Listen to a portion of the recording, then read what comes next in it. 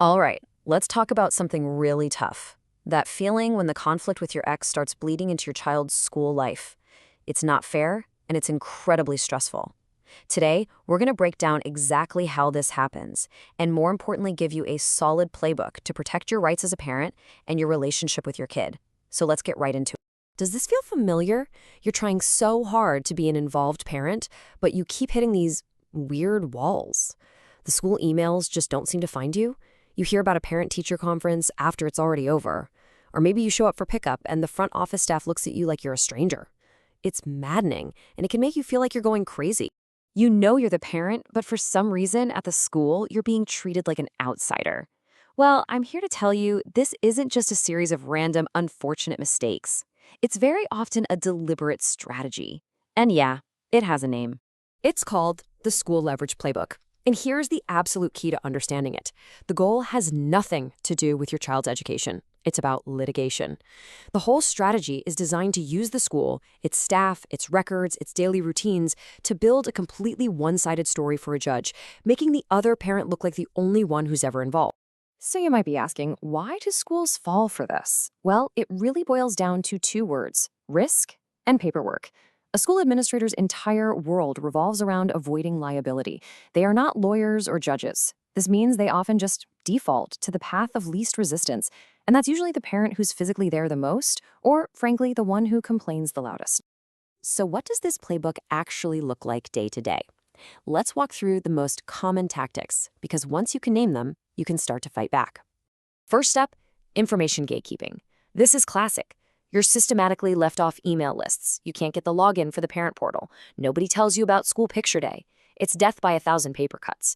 And you can see how it works, right? If you don't know something is happening, you can't show up. And then later in court, that lack of attendance is presented as proof that you're just an uninvolved parent. Next tactic, pick up control. So you show up on your court-ordered day to get your child, and suddenly your name's not on the pickup list. Now you're stuck at the front desk having a tense, awkward conversation, probably in front of other people. The goal here is to manufacture these incidents, to create a paper trail that can be twisted to make you look difficult, unstable, or even aggressive. Then there's narrative shaping. This one is really subtle, but so damaging.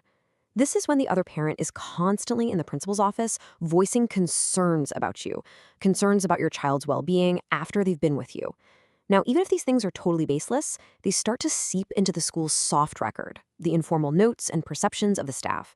And that stuff can be incredibly powerful if a teacher ever has to testify. And finally, we have the most direct tactic of all: intimidation. This is when someone at the school just flat out tells you, "Sorry, we were told not to give you any information." A lot of the time, this is completely illegal. Federal law is on your side. But what it does is it puts the burden on you. It forces you to prove you have rights that you already have. Okay, so let's do a quick reality check here. Are you blocked from the parent portal? Does it feel like the teacher has a one-on-one relationship with your ex and you're just not in the picture? Are you finding out about important stuff after it's already happened? Are you constantly being told what the school said by your ex? If you're nodding your head to even a couple of these, you are not being paranoid. You are seeing a pattern, and that pattern is the school leverage playbook. Recognizing the game is the first crucial step. But here's the good news. There is a counter playbook. And it's not about being loud or aggressive. It's about being proactive, professional, and powerful. Let's break down how you build your defense. Here are the 5 key steps of your protocol. 1, you're going to create a simple one-page school rights sheet. Your contact info, your rights, easy to read. 2, you give the school a copy of your custody order, but only the pages that are relevant to education and access. They don't need the messy details. 3, you make a formal, written request for equal access under a federal law called FERPA.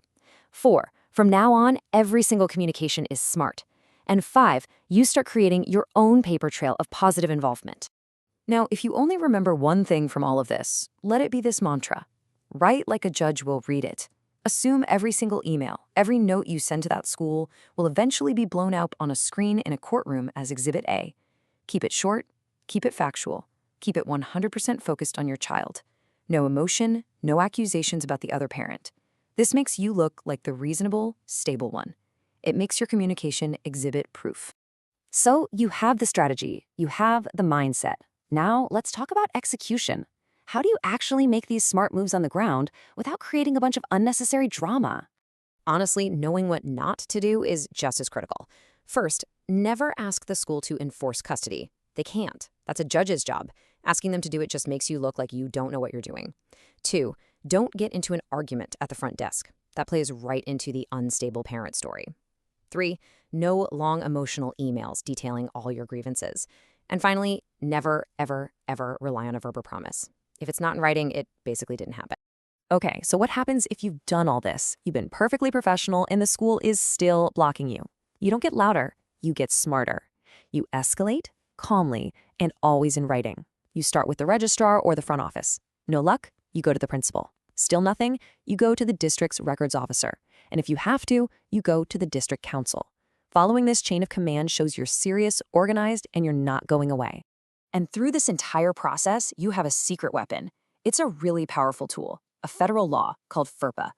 That stands for the Family Educational Rights and Privacy Act. And what it says in a nutshell is that both parents, custodial or not, generally have the right to access their child's school records. And this law gives you the single most powerful question you can ask. If anyone at the school ever denies you access or information, you calmly ask them this, preferably in an email. Do you have a court order or legally binding document on file that specifically revokes or limits my FERPA rights? This question is brilliant. It's not accusatory, it's not aggressive, but it completely flips the script. It shifts the entire legal burden from you onto them. They can't act on hearsay anymore. They have to produce an actual legal document. And 99 times out of 100, they simply don't have one. So it really all comes down to this. Every single day, a story is being written at your child's school. It's being written in emails, in logbooks, and in conversations in the hallway. The only question is, who's holding the pen? By being proactive, professional, and persistent, you can take control of that pen and make sure the story being told is the true one. The story of a loving, involved, and completely capable parent.